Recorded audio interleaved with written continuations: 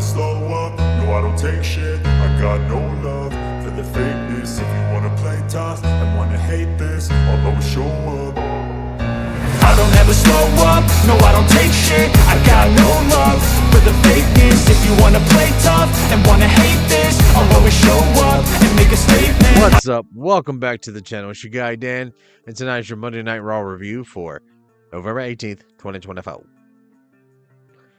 This was another taped show.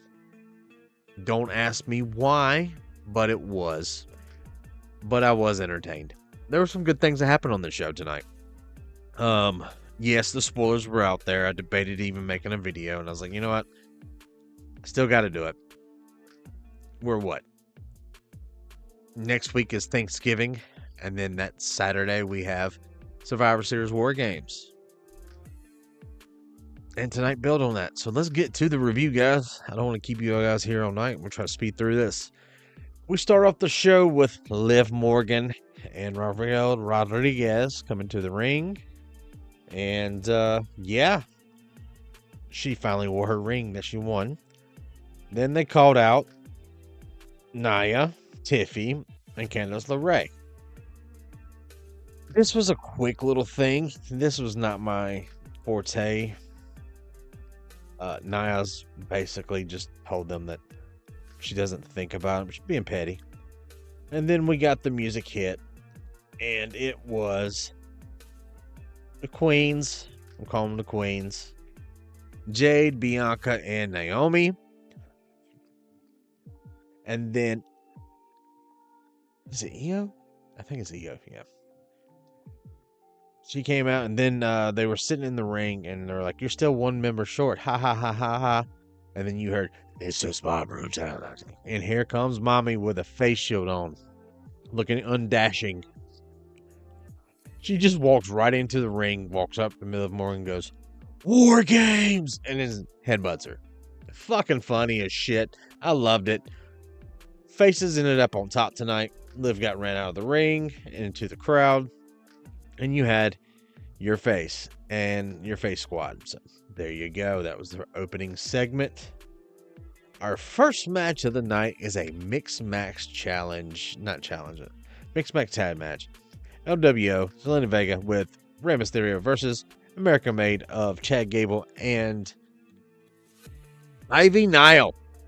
Excuse me. I am learning her fucking name. It's because I'm seeing her more now.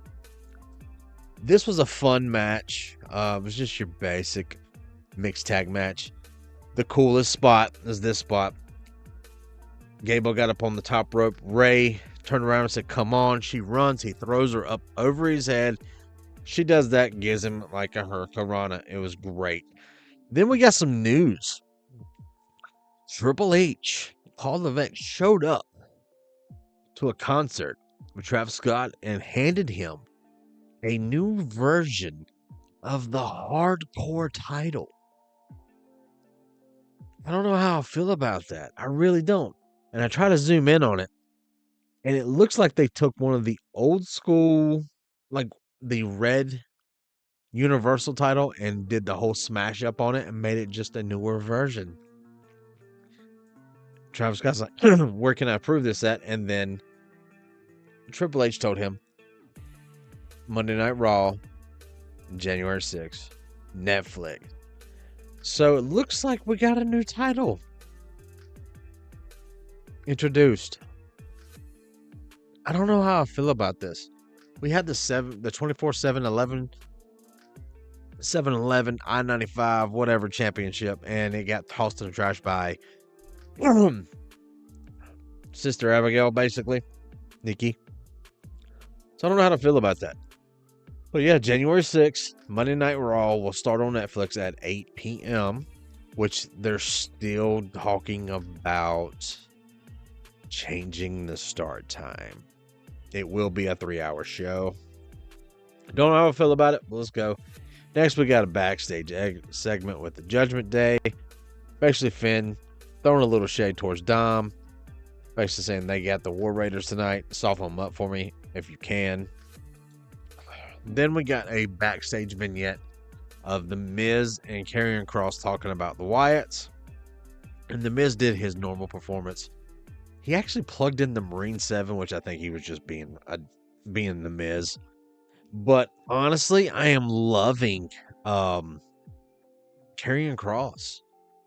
This whole new little thing that he's been doing on social media. I like it. At least they're trying something new with it. They're letting him have a little bit of putting some more soul into his character, and I kind of love it. I kind of do. Can I see Karrion Kross be a WWE World Champion one day? One day, yes. Right now, no. But right now, he has the makings. Then we got to Gunther. He's backstage talking to Louis Kaiser. Kind of jumps his shit a little bit. It's like, I want you to be your own man. I want you to go out there and demand more. He sees Damian Priest signing stuff, and he tries to jump and bum rush him. And Priest got the better of him. And it was hilarious. He goes, you may be the ring general. He goes, well, on the streets, I'm the king. I was like, okay, we're getting that. Next, it was a match between Sheamus and Braun Breaker. It was a decent match. It was not a bad match, but it was broken up. Disqualification by Louis Kaiser. He went after both of them. Then we get a backstage segment of the OG bloodline trying to talk to Seth, and this time Jay approached Seth. He was like, hey, look, I get it. Da, da, da. He goes, look. He goes, everything's not all right here, but we're family, you know. He looked at me, he goes, me and this guy still got some issues. Me and him's got some issues. They got some issues. We got issues with Roe. He goes, we can all put our differences aside. He goes, and then Sammy chimed in. It was like, yeah. All we're asking for is to put your feelings aside for one night. You did it against Cody Rhodes. And you remember how much bad blood you had with him. He goes, we all stood in the same ring together. He's like, you know, we put all our differences aside. You put your difference against Seth, against me, Cody, Randy, because you did it last year. All we're asking for is to do it this year. And Seth broke this down perfectly. He goes, Sammy, I have no problem standing in the ring with you. Jay, I have no problem standing in the ring by you. Jimmy, I don't even really have a problem standing in the ring beside you. But I will never, ever, ever, ever stand in the same ring on the same side as Roman Reigns. I can't do it. Remember how he was when he's, you know, what happens on the other side of this? When Roman becomes back on the top tier, I tire him. What's going to happen? I can't live through that again, and I won't live through that, so I refuse. And I respected that point of view. I really did. It was actually a good point of view. For some reason, we got 2 vignettes tonight. We got the Dakota Kai. She's already back. I don't know why we're giving her vignettes. I don't know. But we got one. I mean, it is what it is. Then they officially announced the War Games for the women. Of course, we knew that was going to happen. It was going to be Liv, Raquel, Nia, Candice LeRae, and Tiffy versus Naomi, Jade, and Bianca. Io. Is it Io Sky? Whatever. And Mommy. It just amazes me about Mommy. Rhea Ripley. They can't let her just take time off to heal again. I know, like, everyone's saying she's injury prone, and I see where they're coming from at the same time. I don't. It's just, it happens. Accidents happen. Injuries happen. It's just the nature of the beast. Next, we got the tag match for Carlito and Dom Mysterio versus the War Raiders, Viking Raiders, whatever you want to call them. And this was actually an entertaining match. It was funny. Dom made some funny stuff. Carlito made some funny stuff. But of course, the War Raiders won. And then they were all attacked by Judgment Day. We knew that was coming. Judgment Day ended up standing in the side by side. You can tell there's still tensions between Dominic and Finn. So next we got a promo from Bo Dallas. And this picture, when it chopped up my screen, it looks just like Bray. And I just got sucked back into Bray, like I said before, 1,000 times, I've had my own personal experience with Bray Wyatt. William Rotunda, I physically met him in real life, and I had a connection with him and a story with him, and I enjoy him. But this right here brought me back. He looks just like Bray does, and I know it's by design to a point, but at the same time, I'm like, man, I fucking miss Bray Wyatt, bro. Rest in peace, brother. Then we got another vignette with another active wrestler already on the card, Leah Valkyria. I mean, they're just giving vignettes to give vignettes. I know they're probably doing this to take up time. Then we got the Alpha Academy and Kofi sitting there talking, and then Xavier comes up, and they're teasing this whole breakup, this whole turn on each other, and it's a slow burn, and I'm not liking it. I don't think anybody in the universe likes it. But next week, Otis will be taking Otis and what's his name? I can't want to say Funaki, but that's back in the day. Funny Guy versus the New Day. And you can tell just Xavier's just not happy anymore. Then, with 30 minutes left to close the showdown, they said, this is our main event. And I was like, they're going to give them 30 fucking minutes? Hell yeah. Take my money. Big Bronson Reed comes out. For those who didn't know, on SmackDown, Bronson Reed is now the team of the Bloodline for War Games. We don't know if he's going to be a Bloodline full-time member, but at the end of the last show, he did put the one up, and it just, a lot of people are like, oh, he's no, he's Simone. He's just not part of the Anoa'i family, their dynasty or anything like that, but he is Samoan. He is from Australia, and most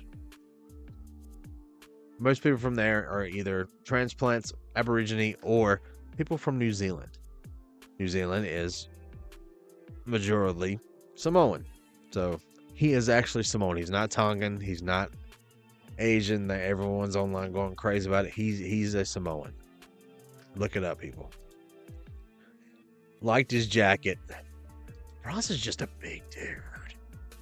Then we got Seth Rollins. Here's my thing. These two, the last time we saw them, were trying to kill each other. So why is Rollins still acting the Joker? I get it. He's doing his shtick, but at the same time, bring us back. We don't want the Drip God back. We want the Revolutionary. We want Burn It Down, Beast Slayer, King Slayer, Seth freaking Rollins. Get rid of this fucking shtick and just let him be him. I don't care if he keeps the music. I would love to hear him go back to the old music. Some people disagree with me on that. I just enjoy it. And as soon as the bell rang, these three jumped the guardrail. So now Seth's like, oh shit. And he's like keeping his eye on everybody. Then we hear, ooh, so. And there they come. Here comes the cavalry. And Jay went after Jacob. The other two are on the Tongans, and it was great. Like, everyone got hit a little bit, but they chased him out, and they didn't stay by ringside. So I knew, I was like, all right, I know what's going to happen. Solo's going to fucking interfere in this fucking match so we can get Seth Rollins. And that's exactly what happened. It was a good match, but Solo did get involved. All he did was he didn't put his hands on anybody. He just showed his face, pissed off Seth Rollins, and then Bronson Reed took over and got him from there. I mean, that was pretty much it to a point. So, like I said before, this show was taped. We all knew the spoilers. Unfortunately, we knew it was going to happen. We got another tape show coming up soon because of the holiday. Oh, I've never been so impatient for a PLE in my life. I want to know who the fifth man is. Now we know it's probably going to be Seth. Honestly, I would love Heyman to come back and him say, I made a phone call, and then Roman like, who like, you're not gonna like it, and then either two people's music hits. Here comes CM Punk. I am a huge CM Punk fan. Huge mark for CM Punk. Always have been. He's one of my favorite wrestlers. My top 5. I get it. Some people hate him to death. I just enjoy CM Punk. I've always enjoyed him. Or we hear the Beast, which I know a lot of people are like, why are you even wanting that? Because of all the stuff that's going on in the world with him and the Vince situation. I get it, where people's feelings about it. Honestly, they're going to bring him back. They're going to either put him in the Rumble. So to me, it just makes more sense him being a Paul Heyman guy. But even if it's just Seth, I'm okay with that. I am okay with Seth being part of this team. Honestly, as soon as the bell ends, and just say whoever the victor is, I want him to turn on Roman. That gives us another story to go for. And honestly, here's the thing. Netflix has demanded, not requested, demanded Cody Rhodes, Roman Reigns, CM Punk. Those are the 3 people that said, we want them on our show. Roman Reigns is technically a SmackDown star. So is Cody. Punk is a straight up Raw guy. So I don't know if we're going to do a supplemental draw, like a draft, or they're going to get rid of the draft, or they're going to have this thing where basically the draft stays in place, but they have free agents that can move back and forth. And to be honest with you, that would be people like CM Punk, Brock Lesnar, and Roman Reigns, because they're not full-time employees anymore. They're all part-timers. So I get it. Either way, I'm excited for this PLE, guys. Yeah, that was our review for the night. I give the show, I was entertained. Even though it was taped, I'm still giving it a good 7. I was entertained with the matches that we got. To me, these vignettes on people who are already on the roster, we didn't need them. But I get it. They do it for time constraints. So, as always, guys, I appreciate you guys coming out and watching the videos. Trying a little different things here and there. Thanks to the producer. They want me to bring the mic down a little bit so that way you can actually hear me. And it's not so like muffled. The echo's gone. And the quality of the picture looks a little bit better because the lighting can get down. So we're trying new things and we got more stuff coming. So like I said, guys, hope you enjoyed the show. And as always, be good people. See you.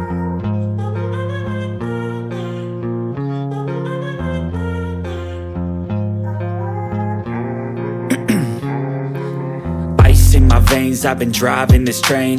Years in this lane, there's no stopping this flame. Cause I came to the game and I changed it to play how I like, rearranged it to my own domain. Yeah, I got what it takes, made lots of mistakes, taking shots, skipping breaks, feeling lost, feeling great, popping off, singing straight, never stopped, never changed. All the squad here to play and I've got something to say, yeah.